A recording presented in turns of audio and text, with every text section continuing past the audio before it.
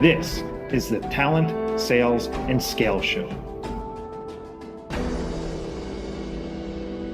Your tagline, should you only have one tagline? Does that tagline need to be different per the persona if you truly understand the why each persona is going to take action? Or is that a unique tagline and then you need to switch up your value prop per that persona? So that's a phenomenal question. You're asking me really, how do you build what we call kind of like a brand architecture? Okay, so if we think about a company, and let's say you come to me and you say, hey, Kate, here's what we've really understood. We've done the work of identifying our top few target audiences. Okay, good. And hey, we've also done the work of really figuring out that our CFO audience cares about this thing. They care about risk, right? And our CEOs care about growth, and right. And every audience has a little bit of different thing that they want. Or you could say, Kate, segment one, when we serve industrial groups, it's this. And when we serve B2B SaaS companies, they care about that. So it could be by sector, it could be by role. All right, fine.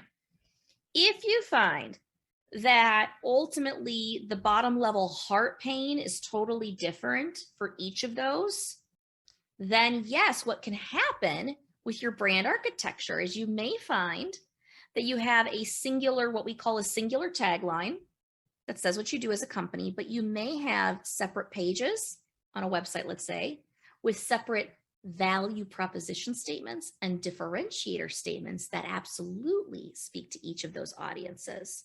In fact, have you ever gone to a website before where they have a big, beautiful tagline, high-level value proposition statement, but then they go, great for marketing, sales, and finance. And if you were to click on each of those buttons, you go to a page and it speaks to their specific pain. Right. And what I like about the product or the service. That's beautiful marketing. That's a layered approach. Now, you keep talking about heart pain. So I think I know what it is, but why don't we define what you mean by heart pain? Can you unpack that a little bit?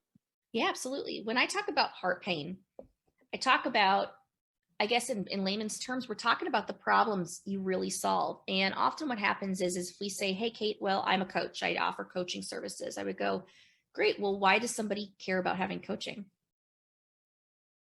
And you go, well, what do you mean by that? So here's what I want to say, Brian, is I think at a high level, we think we know the problems we solve for somebody, but to get to the heart pain requires a bit of root cause analysis, going a bit deeper beyond surface level what we solve, all the cool product features and benefits or service features and benefits, to actually go down and ask yourself altruistically, why does this person even care about getting this solved?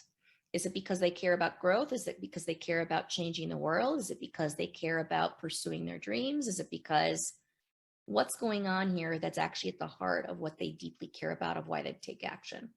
Because that's the emotive stuff that would drive them to pay. And I like the words that you just used there, take action, right? Because a lot of times we go at this intellectually, and intellectual won't move them to act. And so diving down more deeply is critically key things.